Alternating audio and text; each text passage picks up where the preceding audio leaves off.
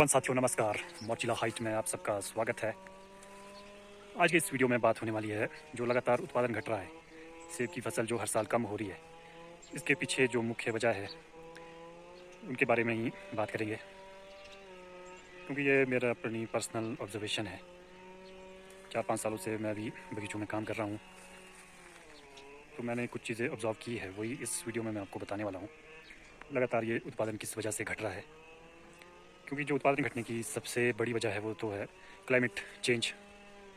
जिस तरह का क्लाइमेट हो गया है, सर्दियाँ पूरी तरह से नहीं बरस रही है, क्योंकि सेब उत्पादन के लिए ये तो आप सभी जानते हैं, जो हमारी ट्रेडिशनल वैरायटी है, ट्रेडिशनल ऑर्चर्ड है, इनके लिए चिलिंग आवर्स की रिक्वायरमेंट रहती है। लगभग 1000 से 1200 घंटे चिलिंग आवर्स की ज़रूरत पड़ती है सेब अच्छे सेब उत्पादन के लिए। कहीं ना कहीं वो पूरी नहीं हो पा रही है, जिस वजह से जो बड है वो पत्तियों में कन्वर्ट हो रहे हैं, फूल उसमें नहीं निकल पाते हैं। एक तो ये वजह है कि इससे उत्पादन घट रहा है, क्योंकि जब फूल ही नहीं निकलेंगे तो फल काहे में लगेंगे। क्लाइमेट चेंज सबसे बड़ा रीज़न है। उसके बाद बात आती है जो पोषण प्रबंधन है, न्यूट्रिशन मैनेजमेंट है, वो सही तरीके से नहीं हो पा रहा है। बिना सोचे समझे हम कुछ भी ऐड ऑन कर देते हैं, या तो सॉइल एप्लीकेशन करते हैं या फिर फॉइलर एप्लीकेशन कर देते हैं। बिना किसी जांच के हम कोई भी न्यूट्रिशन पौधे को देंगे तो वो पौधे को उसका असर देखने को नहीं मिलेगा, पौधे को उसका लाभ नहीं मिलेगा, उससे उल्टा नुकसान हो रहा है। तो पहले हमें सॉइल की टेस्टिंग करानी होगी, सॉइल को टेस्ट करना होगा। उसके बाद सॉइल में जिन मिनरल्स की कमी है वो प्रोवाइड करवाने होंगे, और जो सॉइल की उत्पादन क्षमता है, जो नेचुरल ऑर्गेनिक कार्बन है, वो कहीं ना कहीं ख़त्म हो चुका है। मिट्टी में केंचुओं की तादाद घट चुकी है, ज़रूरत से ज़्यादा केमिकल यूज़ हो रहा है।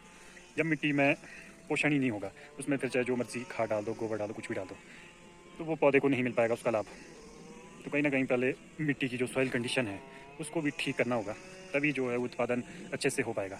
क्योंकि क्लाइमेट चेंज और सॉइल मैनेजमेंट ये दोनों चीज़ें बहुत ज़रूरी है। क्लाइमेट चेंज तो प्राकृतिक कॉज है, ये तो इंसानों के बस की बात नहीं है, पर जो हमारे करने का काम है वो हम कर सकते हैं। जैसे सॉइल एप्लीकेशन, सॉइल को ट्रीट करें पहले अच्छे से। उत्पादन योग्य जब मिट्टी होगी, उसमें भरपूर मात्रा में पोषण होगा, तभी वो पोषण पौधे को मिलेगा और जिससे अच्छा उत्पादन हो पाएगा। और तीसरी जो मुख्य वजह है वो है अर्ली लीफ फॉल हो जाता है, बगीचों में बीमारियां आ जाती है तरह तरह की। तो पहले हमें इसका भी ट्रीटमेंट करना होगा, क्योंकि जितने लंबे समय तक पौधों में पत्ते मौजूद रहेंगे तो पौधों में उतना ही अच्छा पोषण होगा, उतनी अच्छी मात्रा में पौधे के पास ऊर्जा रहेगी अगले साल के लिए। जो बीमा है वो भी मैच्योर तैयार होगा, स्ट्रॉन्ग बीमा बनेगा। क्योंकि जब लंबे समय तक पत्ते बने रहते हैं तो भरपूर मात्रा में प्रकाश संश्लेषण होता है, और प्रकाश संश्लेषण से ही पौधों को ऊर्जा मिलती है, भोजन का निर्माण होता है। जब पौधों में भरपूर मात्रा में भोजन बनेगा तो कहीं ना कहीं उसके जो बीमे हैं वो भी स्वस्थ होंगे। पौधा जितना हेल्दी होगा उतनी ही ज़्यादा चांसेस है अच्छी फसल के लिए पौधों की अच्छी हेल्थ का होना भी बहुत ज़रूरी है। इसके साथ जो चौथी मुख्य वजह है वो है जो हमारे बगीचों में पॉलिनेटर है, या तो वो गोल्डन है या रेड गोल्डन है, जो पुरानी ट्रेडिशनल वैराइटीज़ है। इसके पीछे ये भी एक वजह है कि ये बहुत पुराने हो चुके हैं, ये सही से वर्क नहीं कर पा रहे हैं। तो ऐसे में हमें बगीचों में नई नई वैरायटियाँ लगानी होगी, पॉलिनाइजर वैरायटियाँ, जो कि पॉलिनेशन के लिए सक्षम हो। क्योंकि पॉलिनेशन भी बहुत ज़रूरी है। पॉलिनेटर बगीचों में जितने ज़्यादा मौजूद रहेंगे उतना ही अच्छा फ्रूट सेटिंग होता है, उतनी अच्छी फ्रूट सेटिंग होगी आपके बगीचों में भरपूर मात्रा में पॉलिनेशन होना चाहिए। पॉलिनाइजर वैरायटियाँ लगाएं आप, रेड गोल्डन और गोल्डन पर निर्भर ना रहे। हमें अलग अलग तरह की पॉलिनाइजर वैरायटियाँ लगानी होगी, क्योंकि जो फ्लावरिंग है वो एक साथ तो नहीं होती है, आगे पीछे होती है। तो ऐसे में जब अलग अलग तरह की वैरायटियाँ बगीचों में मौजूद होगी तो अलग अलग समय में उनमें फूल आएंगे, तो ऐसे में ज़्यादा चांसेस है कि फ्रूट सेटिंग अच्छे से हो पाएगी। तो इसके लिए हमें सबसे पहले पॉलिनाइजर वैरायटियों पे काम करना होगा, अच्छे से अच्छी पॉलिनाइजर वैरायटियाँ लगानी होगी, और ज़्यादा से ज़्यादा मात्रा में बगीचों में पॉलिनाइजर वैरायटियाँ लगाएं, तब इस समस्या से निजात पाई जा सकती है। और पांचवी जो मुख्य वजह है वो है पीजीआर का अंधाधुंध इस्तेमाल।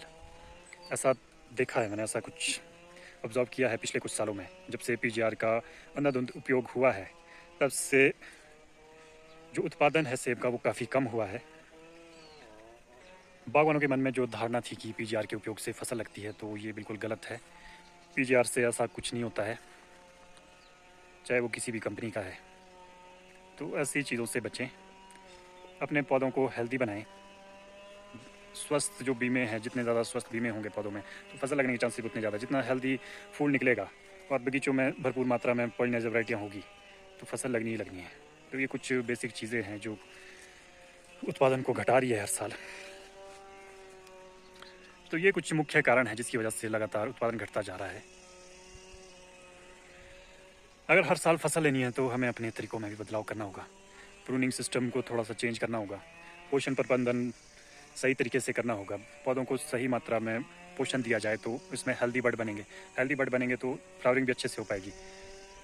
जब स्वस्थ फूल होगा तो उसको सेट होने में कम समय लगता है, जबकि जो कमज़ोर फूल होते हैं वो आसानी से सेट नहीं हो पाते हैं, मतलब फ्रूट सेटिंग नहीं हो पाती है। आपने देखा होगा बगीचों में फूल भी आ रहे हैं, सब कुछ हो रहा है, उसके बावजूद भी फ्रूट सेटिंग नहीं होती है।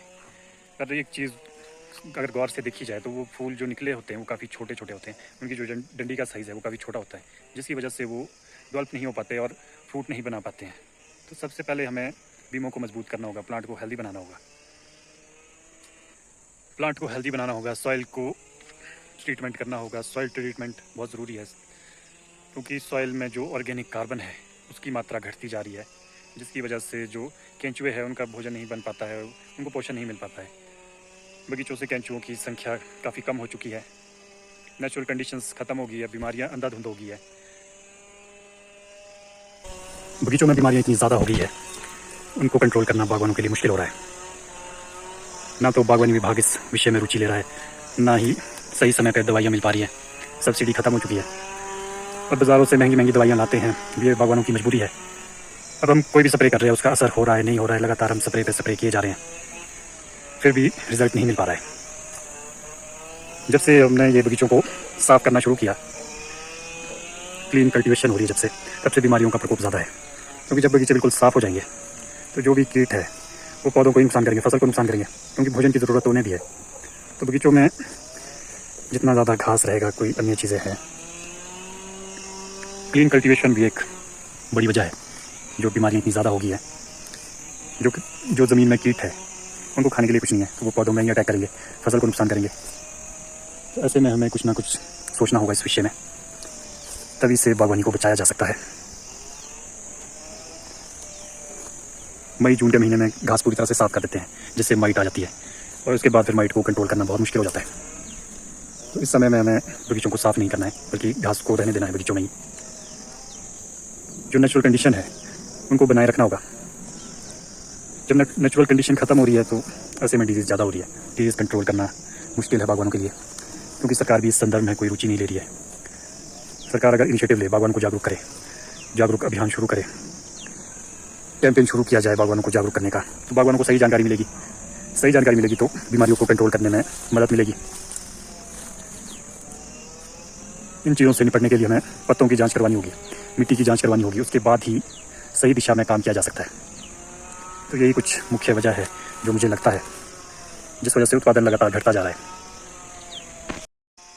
आज के इस वीडियो में फ़िलहाल इतना ही। अगर आपको ये जानकारी यूज़फुल लगी है तो ज़्यादा से ज़्यादा लोगों को शेयर कीजिएगा। Thanks for watching.